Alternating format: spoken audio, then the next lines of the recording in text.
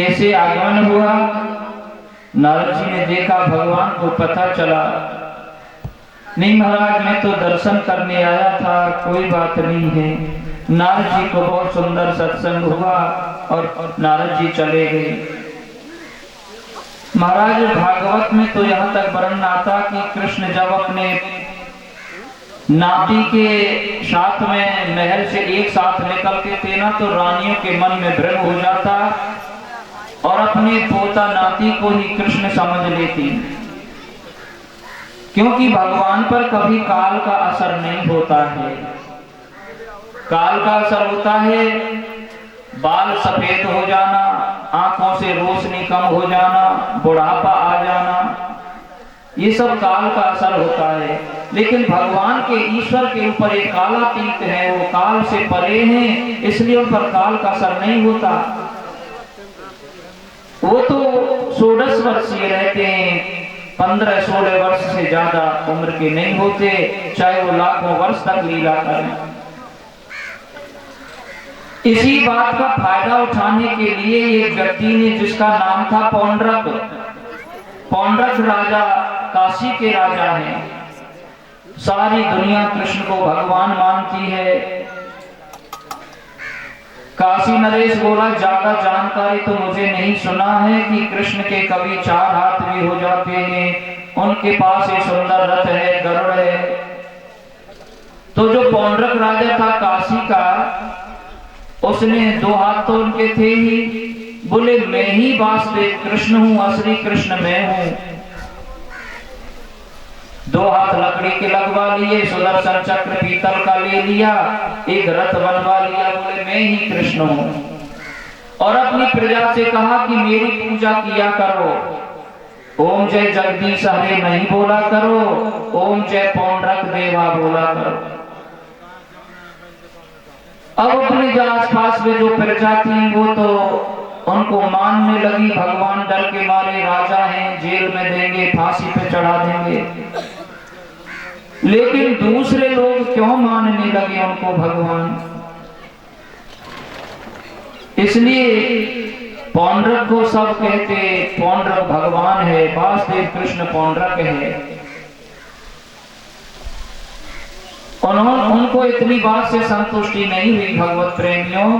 पौंड्रक राजा ने तो एक पत्र लिखा और पत्र लिख करके अपने सेवक को दे दिया कि जाओ द्वारका में ले जाओ, और द्वारका में ले जाकर के भगवान श्री कृष्ण जो बने हुए हैं ना, उनसे कह देना कि असली कृष्ण भगवान तो काशी में रहते हैं। उनको काशी नरेश जो पौंड्रक कृष्ण है ना, उसको भगवान मानो, यदि नहीं मानो तो उस काशी के राजा पौंड्रक से तुमको युद्ध करना पड़ेगा। एक शर्त मंजूर करो, या तो भगवान होना मंजूर करो और या उनसे युद्ध मंजूर करो। द्वारका में सिपाही वो चिट्ठी लेकर पहुंच गया, भगवान श्री कृष्ण के सामने वो चिट्ठी बांची, बताई, तो भगवान श्री कृष्ण द्वारकानाथ ने कहा कि सेवक से कि भैया हम तो उनको भगवान नहीं मानते हैं, हम तो युद्ध कर लेंगे। ऐसा जब कहा तो पौंड्रक ने आकर के भगवान श्री कृष्ण से युद्ध किया और भगवान ने उसका उद्धार कर दिया। बोलो द्वारकानाथ की जय। भगवान श्री कृष्ण ने उसको ठिकाने से लगा दिया।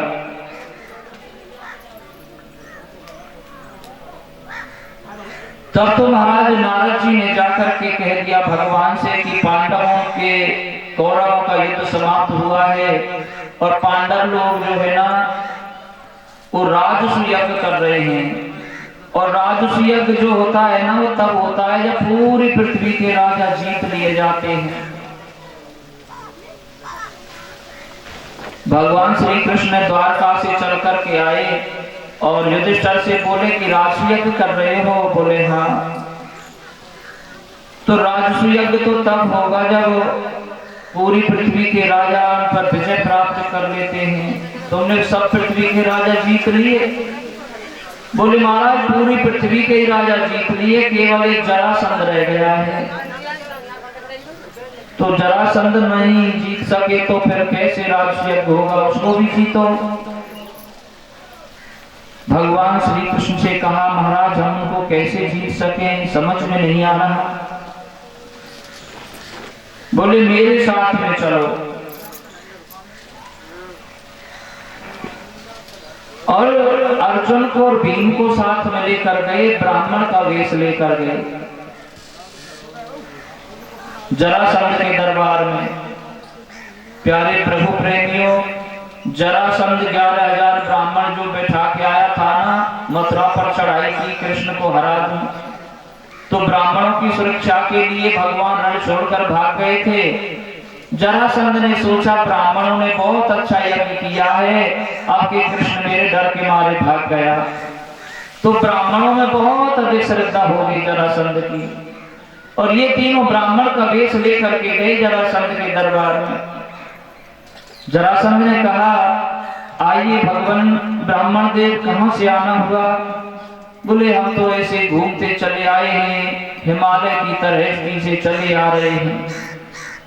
बड़ा आतिथ्य सत्कार किया उनका, और जब आतिथ्य सत्कार किया तो ब्राह्मणों बोलो क्या चाहिए? बोले नहीं, हम तो कुछ इच्छा नहीं करते, हम तो ऐसे ही दर्शन को आए। अरे महाराज, हमारे दरबार से कोई खाली हाथ नहीं जाता है, कुछ ना कुछ तो लेकर जाना ही पड़ेगा तुमको, नहीं तो इसमें ठीक नहीं है। ऐसे ज्यादा ही पीछे पड़ गए तो बोले कि जब देना ही चाहते हो तो हमें वचन भरो, त्रिवाचा दे दो, संकल्प करो। ठीक है, जरासंध ने 3 वचन भरे और महाराज संकल्प कराया। कहने लगे हम तो युद्ध करना चाहते हैं कि युद्धम नो देहि राजेंद्र द्वंद्वसो यदि मन्यसे युद्धार्थिनो वयं प्राप्ता राजन्याम नानकांक्षिणः। यदि देना चाहते हो ना तो हम तो युद्ध करना चाहते हैं। ऐसा जब जरासंध ने सुना, बोले ब्राह्मण पंडित होकर युद्ध करते हो? जरासंध ने कहा तुम कपटी लोग हो, पहले मुझसे अपना परिचय दो, तुम कौन है? भगवान मुस्कुराते हुए परिचय दे रहे हैं। मेरी दाहिनी तरफ जो खड़े हैं ना, इनका नाम है भीमसेन, और मेरी बाईं ओर खड़े हैं ना, इन्हीं के छोटे भाई हैं अर्जुन। अच्छा, ये पांडव भाई हैं, और तुम कौन हो? भगवान बोले मैं इनके मामा का बेटा हूं, तुम्हारा पुराना शत्रु कृष्ण। जरासंध ने सोचा बड़ा चालाक है, एक तो मैं पहले हरा चुका हूं तुमसे, इस बार युद्ध में हरा दिया तो जीते जिताए पर पानी फिर जाएगा। क्यों? जरासंध को ये भी पता था कि 17 बार कृष्ण ने मुझको हरा दिया है, केवल एक बार ही तो मैंने हराया है। और हराया क्या, भगवान अपनी इच्छा से भाग गए थे, नहीं लड़ाई तो लड़ी नहीं जो लड़ करके हराया हो। लेकिन जरासंध ने सोचा मुश्किल से एक बार हराया है, यदि अब के फिर इनके साथ युद्ध करूं तो सब पर पानी फिर जाएगा। बोले भाई हम तुमको हरा चुके हैं, हारे हुए से हम युद्ध नहीं करते। कोई बात नहीं है, अर्जुन है ना, ये हमारी जोड़ी का नहीं है, ये छोटा है, इससे भी युद्ध नहीं करेंगे। हाँ, ये जो भीम है ना, ये जरूर जोड़ी का, इससे जरूर युद्ध कर सकते हैं। भगवान श्री कृष्ण मन में कह रहे हैं मैं लायक भीम को इसलिए हूं कि तुम इनसे युद्ध करो, कराना ही इससे हूं, इसलिए एक को इतना कमजोर ले आया हूं, एक ऐसा आया है केवल भीम ही युद्ध करेगा। और महाराज अयम तो वैसा तुल्यो नाथ सत्तो न मे क्षमः अर्जुनो न भवेद योधा भीमस्तुल्य बलो मम।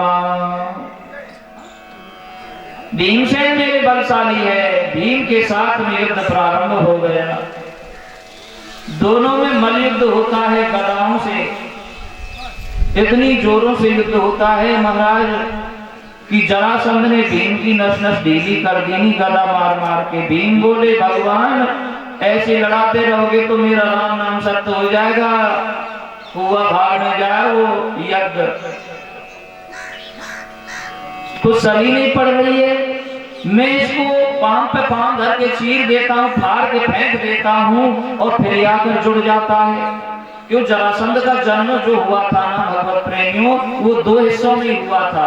जरा नाम की राक्षसी ने उसको जोड़ दिया था, इसलिए जरा ने उसकी संधि कराई तो जरासंध उनका नाम पड़ गया।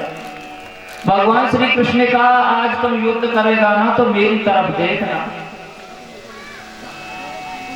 क्योंकि युद्ध करते समय, काम करते समय जो मेरी तरफ मेरा चिंतन करता है, मेरी भी याद करता रहता है ना, तो उसका काम सफल हो जाता है, इसलिए मेरी तरफ देखना।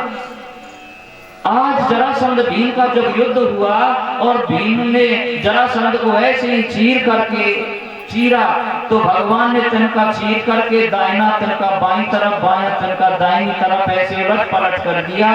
भीम समझ गए और ऐसे ही उसने जरासंध को फेंक दिया दो टुकड़ों में। जरासंध का भी गोविंदाय नमो नमः, बोलो बाल कृष्ण लाल की जय।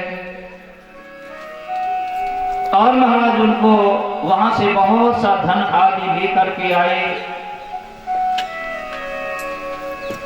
सुखदेव जी कहते हैं राजन, तुम्हारे बाबा पांडव राजसूय यज्ञ किया बड़ा अच्छा, इंद्रप्रस्थ राजधानी बनी और यज्ञ के शुभारंभ में एक प्रश्न हो रहा था कि यज्ञ में सबसे पहले पूजा किसकी करें। सबने कह दिया श्री कृष्ण की पूजा होगी,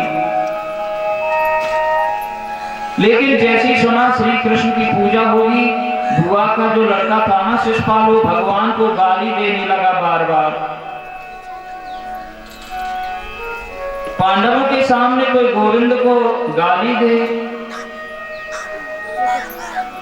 गांडी उठाया अर्जुन ने, भगवान को गाली देते हो कृष्ण को। प्रभु ने रोक दिया, नहीं नहीं अर्जुन तुम कुछ नहीं करो, बुआ को वचन दिया है जब 100 गाली पूरी हो जाएंगी मैं अपने आप मृत्यु को प्राप्त हो जाएगा।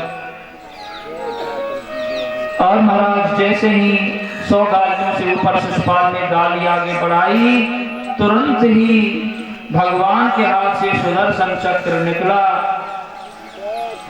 और सुदर्शन चक्र निकल करके शिशुपाल के सिर को धड़ से अलग कर दिया। शिशुपाल का भी गोविंदाय नमो नमः।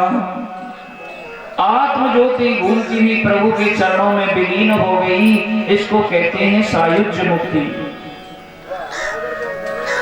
भगवान का बड़ा सुंदर नाम संकीर्तन होने लगा, सब जय जयकार करने लगी। जय जय राधा रमण हरि बोल, जय जय राधा रमण हरि बोल।